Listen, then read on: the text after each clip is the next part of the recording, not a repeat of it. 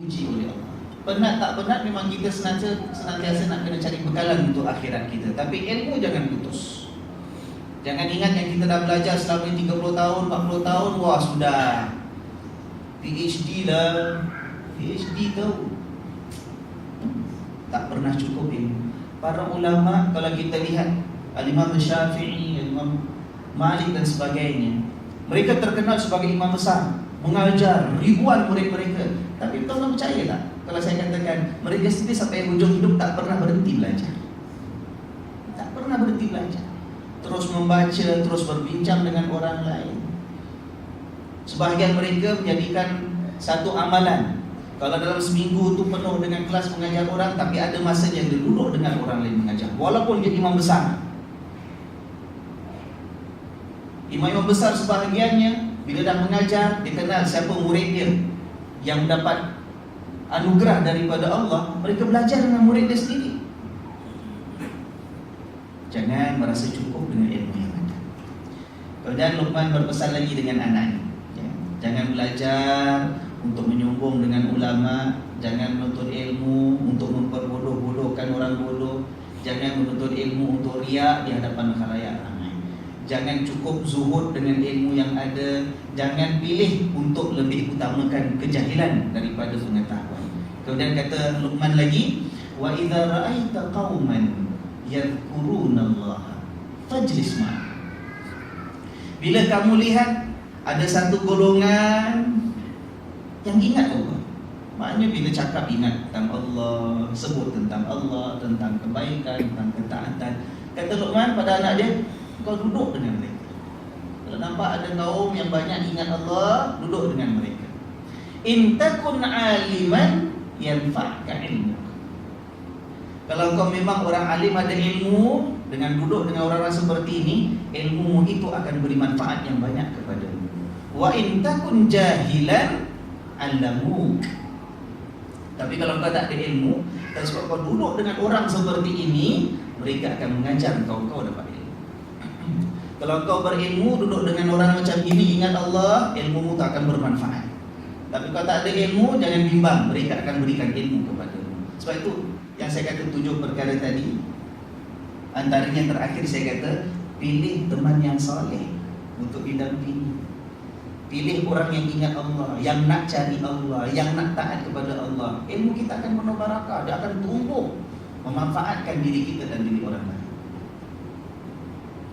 Wala'allallaha yusallitu alaihim birahmatih fayusibaka biha ma'ah. Mudah-mudahan ketika kamu duduk dengan mereka yang banyak ingat Allah itu, mudah-mudahan ketika itu Allah curahkan rahmatnya ke atas mereka. Maka dengan sebab kau duduk dengan mereka, kau pun dapat rahmat sekali. Wa idza ra'aita qauman la yadhkuruna Allah.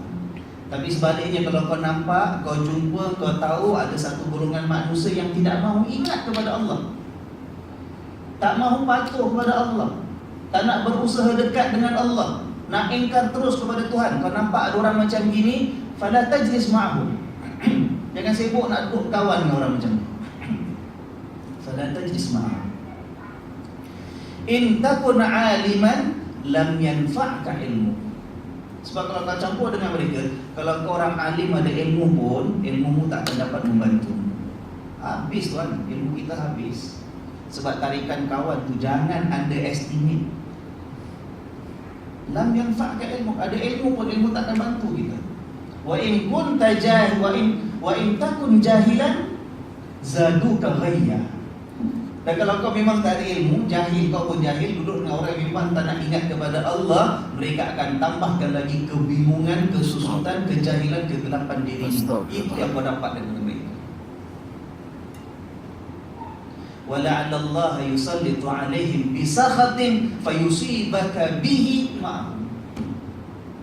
Ada kemungkinan ketika kamu duduk dengan mereka itu, waktu itu Allah sedang turunkan kemurkaannya ke atas mereka. Kerana kau duduk dengan mereka, kau pun dapat tempias kemurkaan daripada Allah. Hilang barakah ilmu kita. Sebab itu bila ilmu tidak dijaga, adabnya, tuntutannya, Tidak kita pelihara dengan siapa kita duduk, kita berkawan, kita berdampingan. Itu yang akhirnya iman kita hilang ihsan dia. Tak ada ihsan. Masa kita lupa kepada Allah kan. Dan kita kata tadi ihsan maknanya kita nampak Allah. Kalau tak nampak Allah pun kita sedar Allah sentiasa melihat kita. Hilang ihsan tu. Walaupun kita dah belajar macam-macam kitab, walaupun dah duduk dengan macam-macam guru, walaupun dah kumpul macam-macam sertifikat, hilang barakah.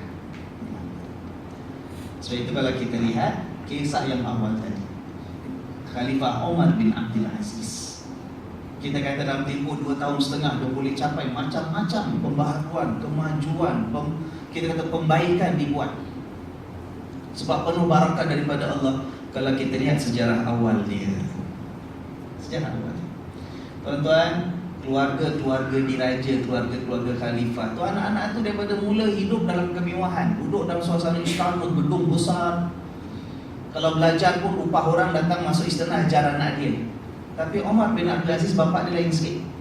Daripada kecil lagi, walaupun hidup serba mewah, semua sedia ada, bapak dia hantar dia pergi Madinah. Ini Umar bin Abdul Aziz daripada kecil, walaupun dia tu keluarga khalifah, pergi Madinah. Buat apa kat Madinah? Belajar dengan guru-guru di Madinah. Di antara guru-guru dia ialah yang namanya Sa'id bin al-Musayyab, seorang tabi'in, pakar hadis, pakar fiqh. Itu guru Umar bin Abdul Aziz dengan guru-guru yang lain yang ada di Madinah. Kita lihat riwayat yang ditulis mengenai sejarah Khulafa Ar-Rasyidin, antaranya yang ditulis oleh Al-Imam As-Suyuti, menceritakan bahawa Umar bin Abdul Aziz belajar di Madinah, dibentuk kepribadiannya, dan dia seorang yang nombor satu ya, keistimewaan Umar bin Abdul Aziz sebab barakah ilmu tu ada. Ya, bapak dia sanggup keluarkan dia daripada kemewahan, duduk kat sana. Okay. Nombor satu, cukup bijak orangnya. Sebahagian guru dia mengatakan Umar bin Abdul Aziz ini orangnya ialah dia belajar dengan kita sekejap, lepas tu kita belajar dengan dia. Itu Umar bin Abdul Aziz. Sebab diberikan oleh Allah kecerdasan, kebijaksanaan. Guru-guru di Madinah kata dia belajar kita satu tempoh, kita pula belajar dengan dia. Nombor dua, dia taat dengan apa yang dapat. Dia belajar, dia buat. Dia kata, antara kata-kata Umar bin Abdul Aziz, hari pertama aku dapat belajar, dapat tahu bahawa berbohong itu berdosa. Sepanjang hidup aku tak pernah berbohong lagi.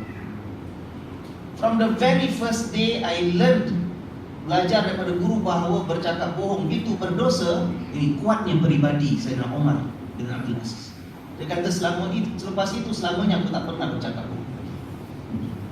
Sebab itu tuan-tuan ya, kalau kita lihat Allah, Umar bin Abdul Aziz, kerana ilmu yang ada penuh dengan barakah, dipimpin dengan guru, dia hormat guru.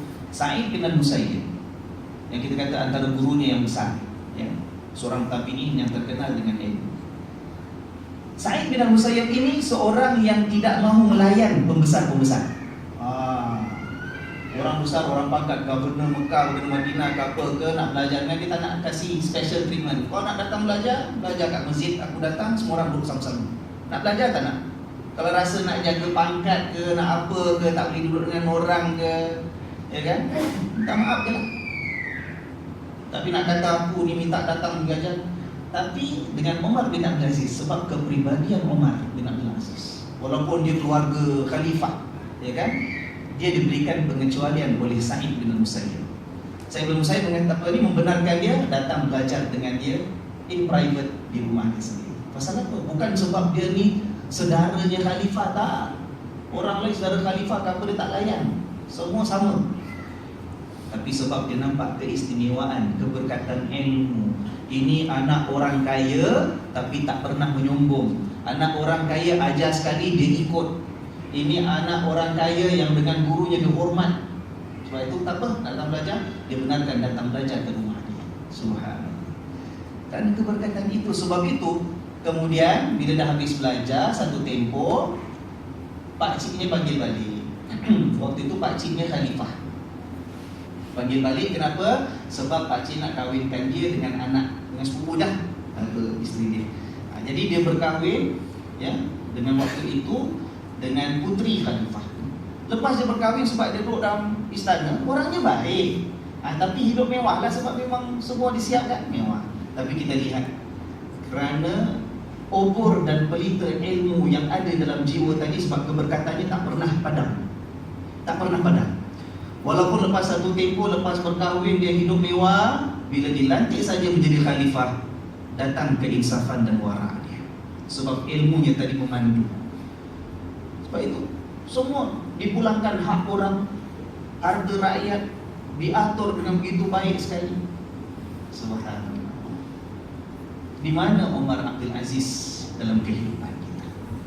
Saya nak sebut tentang masalah ilmunya, penuh dengan barakah. Ya pastinya kalau kita nak cakap tentang macam mana nak dapat ilmu barakah, takkan cuma 7 je Ustaz, banyak lagi yang lain. Yalah, tapi untuk keperluan peringatan kita dalam majlis pada malam ini, ya kan? Kalau kasih 20 lagi tak boleh ingat, 7 ni memadai lah. InsyaAllah kita jaga sekali lagi tuan-tuan, ya. Kita jadi orang beriman, iman kita mesti ada ihsan. Saya kata tadi awal, ya. Ini riwayat summary balik, ringkasan. Jadi orang beriman, iman tak ada nilai kalau tak ada ihsan. Ihsan ada 2, ihsan sesama manusia, dan hadis mesti cakap baik, buat baik dengan orang, dan ihsan kepada Allah. Ihsan kepada Allah maknanya kita senantiasa menyedari Allah perhatikan kita.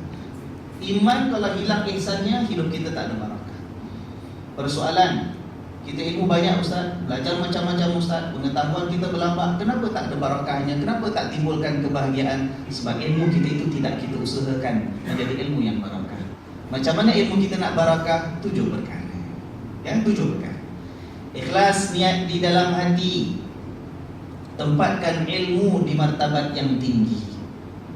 Qul gurumu, hendaklah kamu hormati. Perintah Allah mestilah ditaati. Saya pun yang kelima, suburkan tawaduk, merendah diri, ya. Yang keenam, sabar dengan ujian yang dihadapi.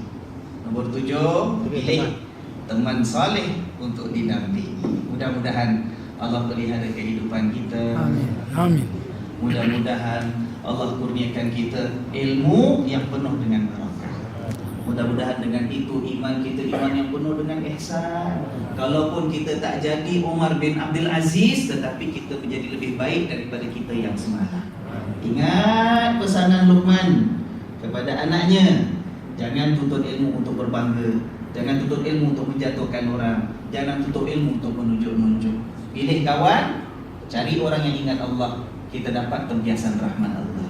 Kalau kita ada ilmu, ilmu kita bermanfaat. Kita tak ada ilmu, duduk dengan mereka kita dapat ilmu.